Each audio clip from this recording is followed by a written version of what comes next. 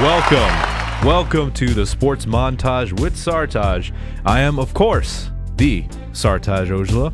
Thank you for joining me today. We got a lot to talk about today.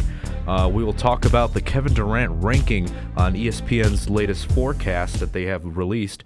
And we will also talk about Jameis Winston. Is Florida State enabling him to get away with what he is doing?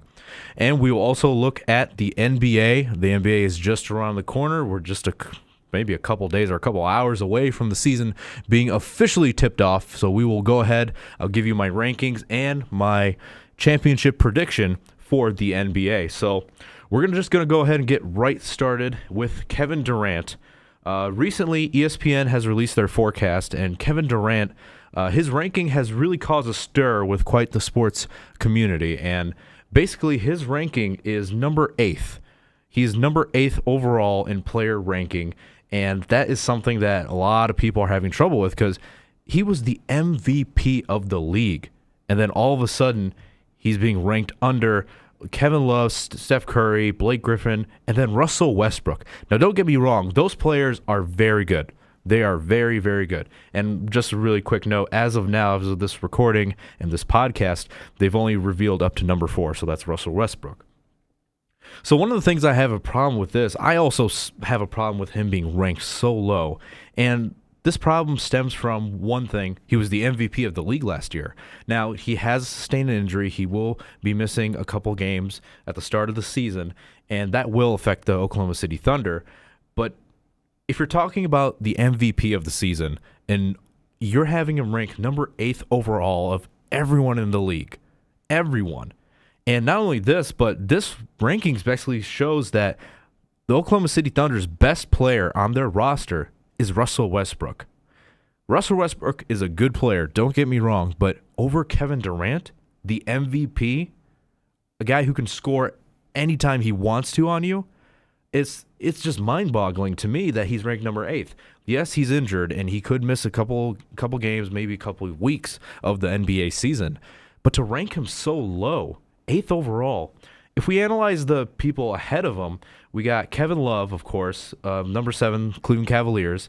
Then we got Steph Curry at number 6, and then Blake Griffin at number 5. We're going to go ahead and analyze these 3 players first before we go to Russell Westbrook at number 4. Now, Kevin Love, he is a good player, stretch 4, open the court, open spacing, great outlet passer, and just an offensive scoring machine and a rebounding machine. Number 7, I believe he's one of the top 12 players in the NBA. I'm not going to say 10. I believe he's a top 12 player, and I think this range is pretty much good for him. What's keeping him from being a top 5 player, of course, is his defense. If he can really shore up his defense, now I don't think Kevin Love is that bad at defense as people are saying he is.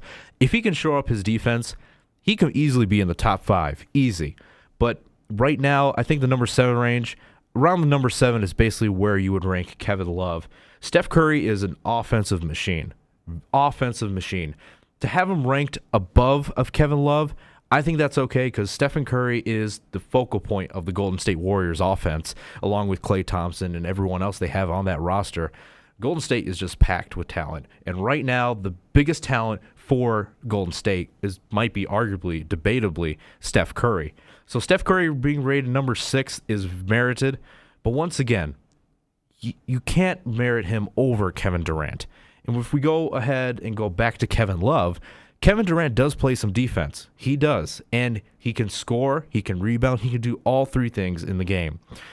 But to have him ranked lower than that, that's a little suspect to me. I know he's injured. Once again, I know he's injured, and that'll play a big factor in Oklahoma City and their chances to start off the season hot. But one thing is really confusing me. If he's injured, then all these other players that were ranking ahead of him or even before him, are they also being touted as being injury prone or something like that? It's a little bit confusing. Now, if we go back to our list, and right now ahead of Steph Curry and Kevin Love is Blake Griffin. Blake Griffin is he's a great player, phenomenal physical player, and I think a top 5 spot for Blake Griffin is merited. He's definitely one of the top players in the league today, and many teams will arguably want to have him on their team. So Blake Griffin, I believe, is merited. Once again, I don't think he's as a focal point of their of the team as Chris Paul is to the Clippers. Kevin Durant is the focal point of the Oklahoma City Thunder. Russell Westbrook. We now get to this whole Russell Westbrook versus Kevin Durant thing. There has been debates that Russell Westbrook and Kevin Durant don't play well together. We see many times maybe Russell Westbrook favoring a shot over giving the ball to Kevin Durant, who can easily make the bucket. But right now, it's something that's a little bit suspect with their chemistry. They have gotten better. If you watch their games, they have gotten slightly better. Now, the problem I have that stems with this rankings is this. Basically, the injury thing, you can make a debate, you can make an argument about that. But Kevin Durant, I hate to sound like a broken record, but it's true. Kevin Durant was the MVP last year, and you have him ranked under number 8. He is severely underranked. He is at least number 2 player in the league right now, today. You can compare him to anyone on the team. If you take LeBron James out of the picture, who is the second player that many teams fight for and they want on their team? I'm going to tell you right now, it's not going to be Steph Curry. It's not going to be Russell Westbrook. It's not going to be Kevin Love. The second player taken off, if there was a huge fantasy draft between all teams starting over and drafting every single player in the league, you can bet to me, a fantasy draft, you can bet to me Kevin Durant will be the second player taken off that list. But to have him, I even think, to keep on building about that, I even think that even if Kevin Durant is injured and he's going to be gone for about an extra week or two, or the projected he's going to be gone, I think it was about a month or two that he's projected to miss. Honestly, I think teams would take that risk. They know if they get Kevin Durant back healthy, he's going to be a phenomenal player and the focal point of why they're going to make the playoffs, basically. And then to really say this, that Russell Westbrook is better than Kevin Durant. Even the rankings, they also said if a healthy Kevin Durant is number 2 overall. I a little bit go back to, I'm not comparing these two players by all means, but Peyton Manning, and when he was gone for the Colts, and you see how much he was the focal point, not only their offense, but their team as well. And you just see the Colts struggle and go to a season where you just did not see that with the Colts really under the Peyton Manning era. Unfortunately, they had to let go with Peyton Manning. Peyton Manning went to Denver and having a phenomenal rest of his career over there in Denver. If you remove Kevin Durant from the Oklahoma City Thunder, where does that leave the Oklahoma City Thunder? They still have Russell Westbrook now, mind you, but other than Russell Westbrook, there's not anyone else that really strikes fear. You got Serge Ibaka. He's someone that is also he's good, but I don't think he's really a top player in the NBA today. But honestly, this list is really trying to say that Kevin Durant, even if he misses a month, will not catch up to Russell Westbrook when Kevin Durant does come back. In terms of the ratings, in terms of the score, the points, can he make up that lost ground? I will never take a bet against Kevin Durant. Kevin Durant has proven to me season after season, he steps up when he needs to, and he performs. He really plays hard. He really, really plays hard. And if you're telling me that this forecast is saying when Kevin Durant comes back, he's not going to be in contention for one of the top 5 players in the league, that's what this list is kind of having a problem with me. We don't need to analyze the stats. We don't need to analyze the impact for the team. It's when Kevin Durant comes back at the end of the season, this forecast is being told by not only the rankings of last year, but what's going to happen this season. That's why it's called a forecast. You're trying to see what is going to happen this season. If you're telling me that Kevin Durant is not a top 5 player by the end of this season, that's shocking to me. You can't make that argument. Honestly, a healthy Kevin Durant, when Kevin Durant comes back healthy, he's not going to be rated under the top 5. He's going to be a top 5 player. And to tell me that you think that Russell Westbrook is going to be better than Kevin Durant at the end of the season, it's something that really is mind-boggling to me. And yes, it's merited about this whole injury argument that Kevin Durant is injured. He's not going to start the season. This is going to be something that the Oklahoma City Thunder will struggle with. Don't get me wrong, in a little bit preview of my rankings, this will reflect, Kevin Durant's absence will reflect in the Oklahoma City Thunder's rankings, basically, in the Western Conference. But at the same time, when Kevin Durant comes back and he's healthy, this team's totally different. This team is a legitimate contender. in the West. Now, overall, we'll just leave it at this. Kevin Durant, if at the end of the season, you can talk to anyone who follows basketball, I can bet you that they will not say this at the end of the season. If you tell them, who do you think at the end of next season, top 5 players in the league, list them right now. Kevin Durant will always be in that list. You cannot argue that with me. In the NBA today, who are your top 5 players at the end of next season? If they don't say Kevin Durant is not in the top 5, well, they probably don't know anything about basketball. And we'll just leave it at that. Kevin Durant, severely underrated. He can't be number 8th overall. He's a top 5 player. I would say in my personal list, he's the number 2 player in the NBA behind LeBron James.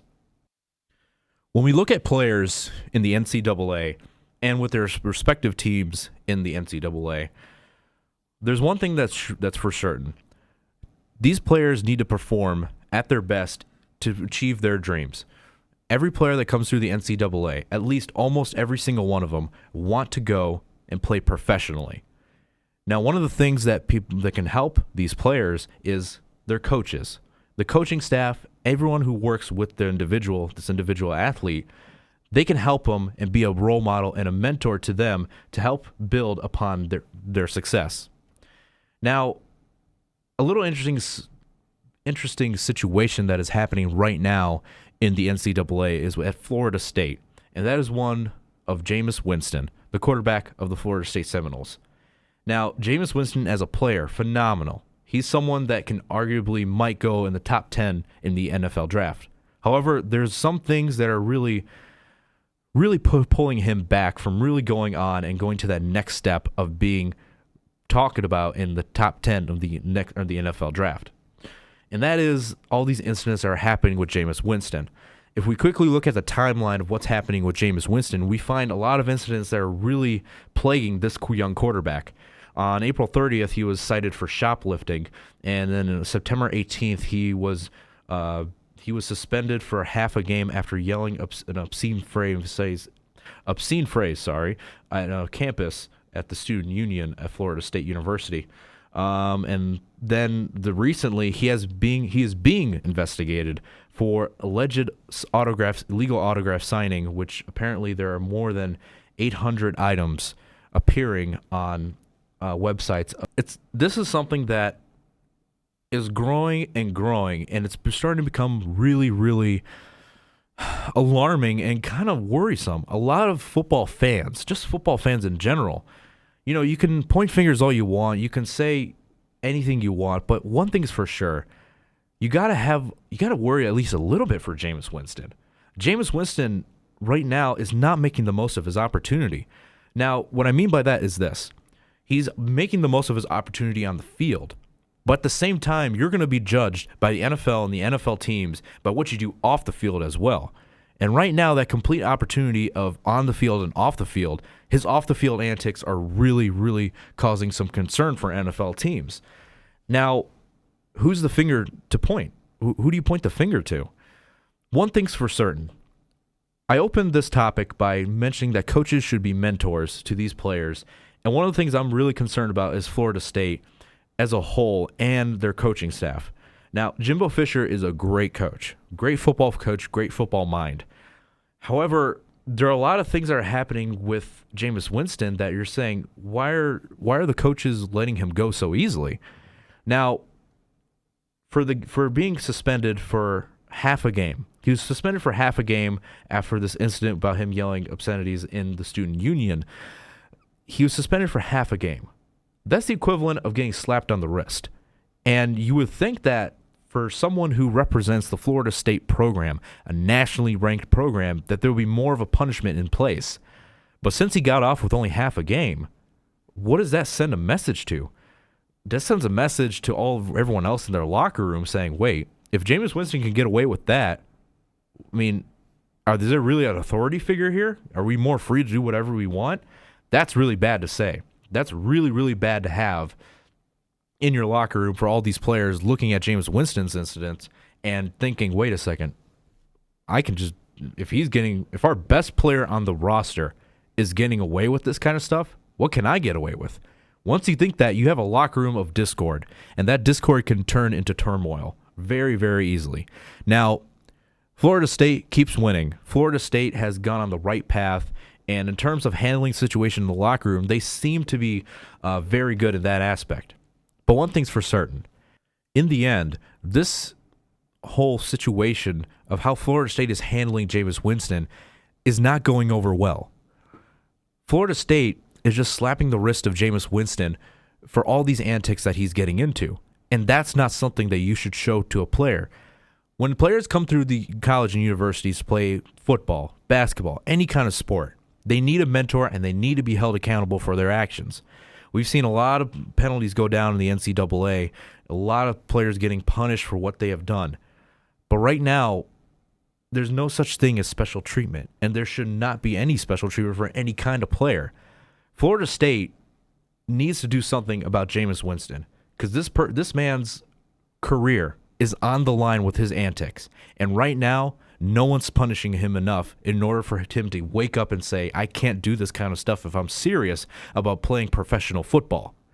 And right now, there's nothing that seems to be in place from Florida State University, the Florida State Seminoles, that really holding Jameis accountable. And we're not seeing anything like that. You can say that this half-game suspension, it still counts as a suspension, but half-game? That's sort of like me coming into the studio and saying, okay, I'm only going to host for half the show, then I'm going to leave because I'm punished just because. That's equivalent to nothing. If you're gonna punish Jameis Winston for something, you have to punish him fully. You have to follow through on the punishment because you're in charge. Florida State, Jimbo Fisher, anyone in that program that is involved and interacts with Jameis Winston is in charge to get him back on the right path. And right now, half-game suspensions are not going to do it. You're essentially just slapping the wrist of Jameis Winston and said, hey, don't do that again, and that's it. Right now, Jameis Winston needs to be held accountable because right now it's going to fall on the coaches. If these antics continue and start to pile up, people are going to start to ask, wait, Jameis Winston is getting away with all these things. Why isn't Florida State going into this? Why aren't they really punishing him or trying to monitor him of all these things that he's doing? When that starts, a program is going to desperately try to say, oh, well, we did, but then off the radar, they're going to say, we probably should have punished him more and probably made him wake up more faster than all these things are going to come. Once again, Jameis Winston is a phenomenal talent. He's going to go in the NFL, and I believe one team is going to get a good player. However, it's up to him to see where he's going to go in the NFL. And part of that decision-making process that he can get in college rests and falls upon the Florida State program, the coaching staff, and, of course, Jimbo Fisher, of how they're going to handle Jameis Winston and everything like that. We end the episode by looking at the NBA season that is currently upon us. It's a brand new NBA season, the 2014 to 2015 season, and now the San Antonio Spurs conquered last season. Now, will they conquer again this coming season? Well, a lot of people are starting to predict their standings in both the West and the East, and of course their championship predictions. So why not just go ahead and let you guys know who I think is going to finish in the West, in the end, in the East, and who ultimately will win everything. Now, these projections I based upon their teams, who they have on the roster, if all players have been together for a long time. There's a lot of things that go into this when I really think about who is going to be ranked depending on where they're going to finish in the league or in their conference or anything like that. So let's just go ahead straight into the list, and we're going to start with the Western Conference. Now, with the Western Conference, we have number one, of course, San Antonio Spurs. They're a team that I think they can easily still win 60 games. I believe they can. They have a great mix of youth and veteran leadership on their roster, and that's very, very hard to beat. Their cohesion on offense and defense is something that should not be taken light of. And right now, I just don't see any other team in the West to really compete overall with the San Antonio Spurs in terms for the top spot in the regular season. Now, the Oklahoma City Thunder is number 2.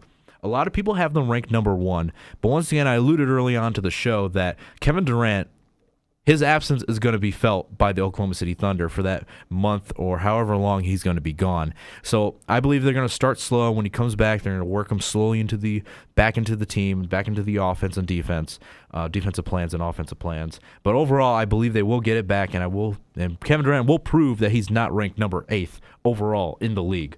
Now, up next is the Los Angeles Clippers. Blake Griffin, Chris Paul, and it's just a team that knows how to play together, and we've seen them easily improve each season. They always improve. They love playing together, and now if you add Spencer Hawes to that mix, who I believe is an underrated signing for them, he's going to stretch the floor, open up lanes for Chris Paul and Blake Griffin.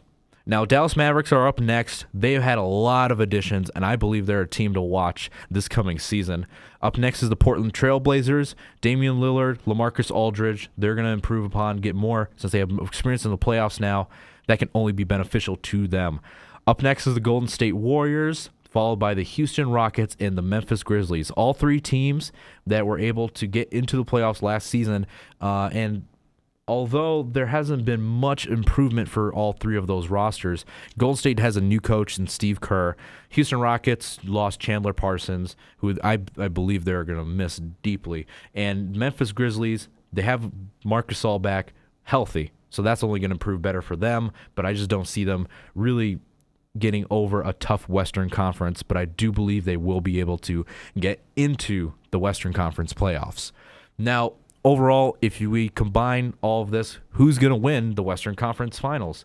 So, in this, it was a little bit of a hard, not really a hard question, but the answer is pretty simple. I've already alluded to it right when I started ranking all the teams. The San Antonio Spurs are a team to be reckoned with. We always say, oh, they're going to get old eventually, but every time we say that, they add young youth to it, and their old players just completely play at another level. And there's no other team in the league that plays perfect team basketball. And we saw in the NBA Finals this past season how they dismantled a Miami Heat team who a lot of people are saying, oh, they're going to three-peat. Easy coast to another championship. And looked how San Antonio responded. They completely dismantled the Miami Heat in their powerhouse. So ultimately, I'm gonna say this. In the end, I'm gonna pick San Antonio Spurs versus the Dallas Mavericks. It's going to be two teams with a lot of veteran leadership on their teams. And right now, I believe that the San Antonio Spurs will win that and then punch their ticket in to go to another third straight NBA Finals. Now let's go ahead and look at the Eastern Conference. A lot of people are talking about, especially the top team in the Eastern Conference, and you won't see any difference in my ranking in terms of who's number one. So let's go ahead and look at it. And right now, the Cleveland Cavaliers are my number one team in the East. So much talent on their team. You got Kevin Love, you got Kyrie Irving, and you got Mike Miller, Deion Waiters, Tristan Thompson, Aaron Zimmer. Oh, and a player called LeBron James as well. So you add all this, and LeBron James has a better roster than he's ever had in his time in Cleveland, and I would even argue that in his time in Miami as well. Their offense is through the roof. Their defense is a little suspect, but I believe down through the season they will improve their defense, and they can just outscore anyone easily. Very, very easily. The Bulls are number 2, but I also believe that the Bulls are going to be very, very close with the Cleveland Cavaliers and will compete for that top spot. A healthy Derrick Rose makes this team a totally different team that we've seen in the past few seasons with him out. Now, you add Paul Gasol to that mix. You still got Joakim Noah, Jimmy Butler, Taj Gibson. This team is loaded. And Doug McDermott, who I think is going to be able to provide that good scoring off the bench for them, he's someone to be reckoned with as well. So the Bulls, I believe, are number 2. Now, the Wizards, I believe, are going to be a much better team with the addition of Paul Pierce. He's someone who's a veteran, has been there, done that. He's someone who can perfectly let these guys know, especially John Wall and Bradley Beal. He's going to let them know how to really get farther into the playoffs. Paul Pierce has been there. He has gone through so many teams, won a lot of championships, not so many teams, but so many games with the Celtics, and he's seen it all. So that'll be someone to really help the Wizards take that next step. And once again, Bradley Beal, John Wall, they're just going to be completely different backcourt now that they have had playoff experience. And once again, they're going to really cohesively play better together.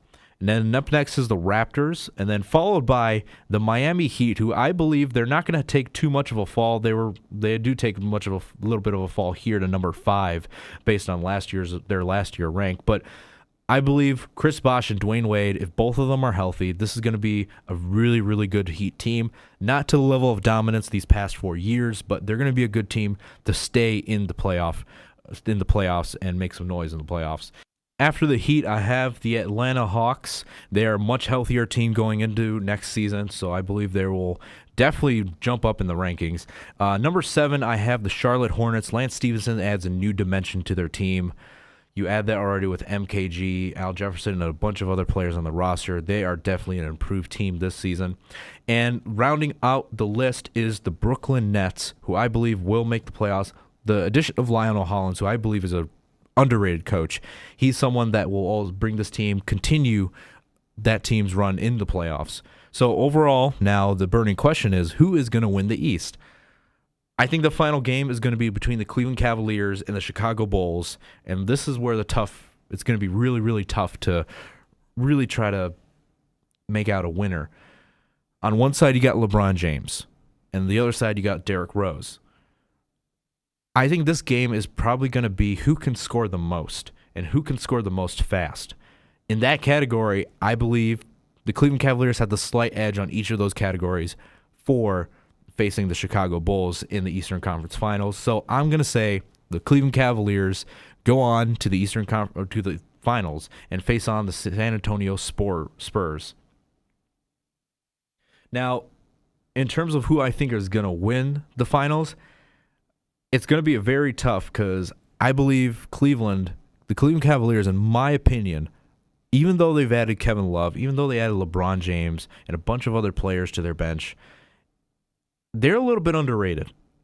I'm going to say it right now. I believe the Cleveland Cavaliers are a tiny bit underrated than what we're getting them.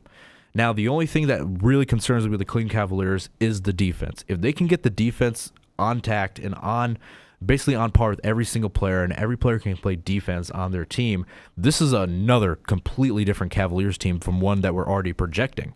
Now, when will they do that, and will they be able to do it consistently every night? That is the million-dollar question.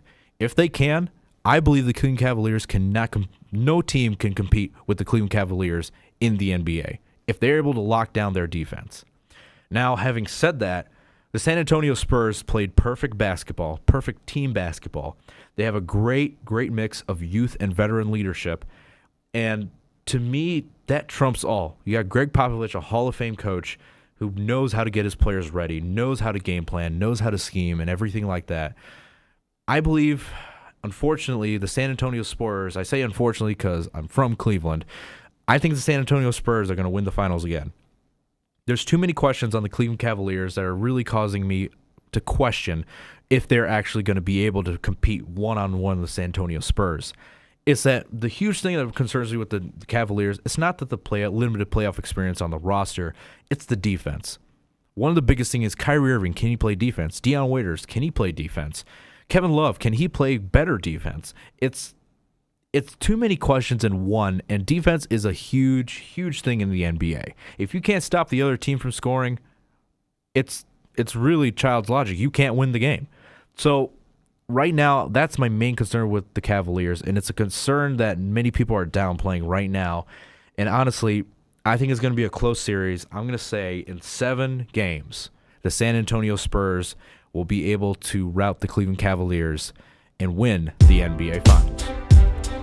Well, that is all we have today on the Sports Montage with Sartaj. Thank you for joining me today. And just a reminder, this is a production of ZTV and WZIP. You can watch ZTV on channel 45.1 and also listen to WZIP 88.1. And thanks as always for listening. I'm Sartaj Aujla. See you next time.